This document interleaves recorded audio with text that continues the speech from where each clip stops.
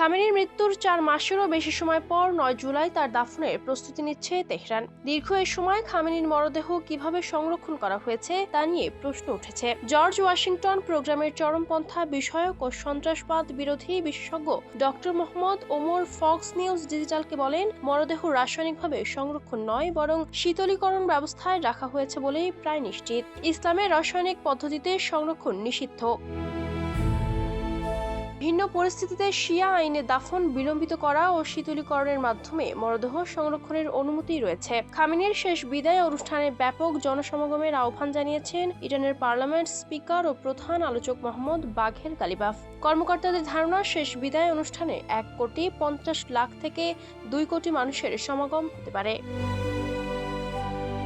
এদিকে সর্বোচ্চ নেতা আয়াতুল্লাহ আলী খামেনির রাষ্ট্রীয় শেষ বিদায় অনুষ্ঠানকে সামনে রেখে যুক্তরাষ্ট্র ও ইসরায়েলকে যেকোনো ধরনের হামলা থেকে বিরত থাকার হুঁশিয়ারি দিয়েছে ইরান।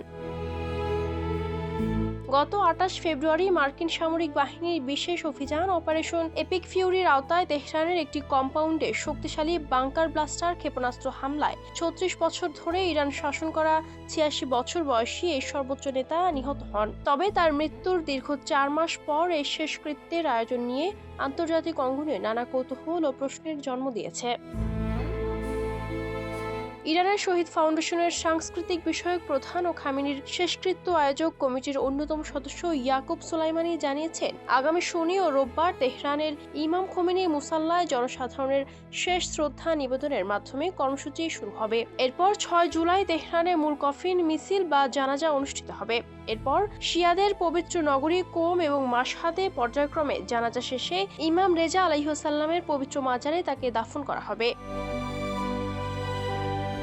জর্জ ওয়াশিংটন ইউনিভার্সিটির চরমপন্থা বিষয়ক গবেষকদের মতে, ইরান সরকার খামেনির জানাজায় দেশব্যাপী 35 কোটি মানুষের সমাগম এবং 90টি দেশের প্রতিনিধির উপস্থিতির যে পরিসংখ্যান প্রচার করছে তা আসলে বিশ্বমঞ্চে তাদের টিকে থাকার বার্তা। যুদ্ধ এবং অভ্যন্তরীণ অস্থিরতার পর দেশটির বর্তমান শাসক গোষ্ঠী প্রমাণ করতে চাইছে যে তারা এখনো কতটা শক্তিশালী। Ayesha Akter Swarna, campus Times.